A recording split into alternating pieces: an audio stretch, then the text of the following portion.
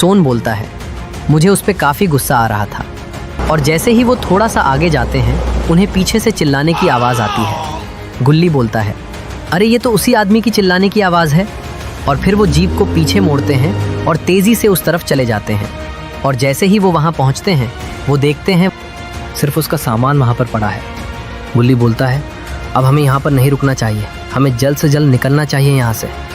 सोन बोलता है, अरे नहीं यार, अभी रुको ज़रा, वो गायब हो गया, इसका मतलब वो लोग यहीं पर हैं जिसने इसको यहाँ से गायब करा है। तभी सोन बोलता है, अरे उस तरफ देखो, एक बंदा बेहोश पड़ा है। और फिर सोन जीप से उतर के उस बंदे की तरफ चला जाता है और वो देखता है ये वही बंदा है जिसको वो ढूंढने के लिए यहाँ पर आए थे, मिस्टर डडानी का बेटा। सोन बोलता है, अरे गुल्ली बुल्ली, तुम दोनों इधर आओ, ये वही लड़का है जिसको हम ढूंढने के लिए यहाँ पर आए थे। मैं इसको अकेले नहीं उठा पाऊँगा, तुम दोनों में से कोई एक यहाँ पर जल्दी आओ, हम दोनों उठा के इसको जीप में बिठा देंगे।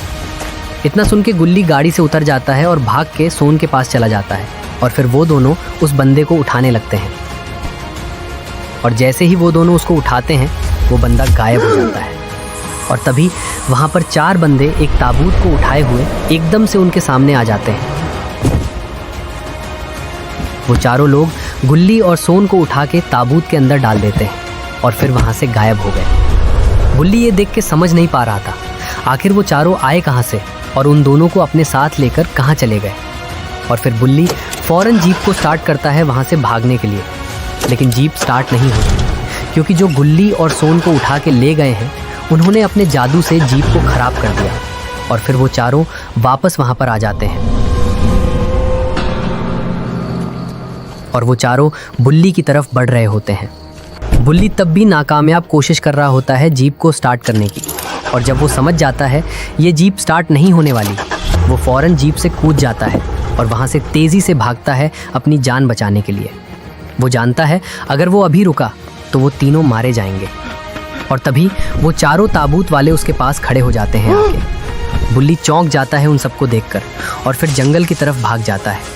वो बस किसी न किसी तरह यहाँ से भागना चाहता था और भागते भागते जंगल से बाहर निकलने में कामयाब हो जाता है। वो बोलता है, मैंने सोन को बोला था हमें यहाँ पर नहीं आना चाहिए। और फिर बुल्ली फौरन भागकर बाबा के घर की तरफ चला जाता है। बुल्ली को बाबा के घर पर पहुँचने में तकरीबन 1 घंटा लग जाता है।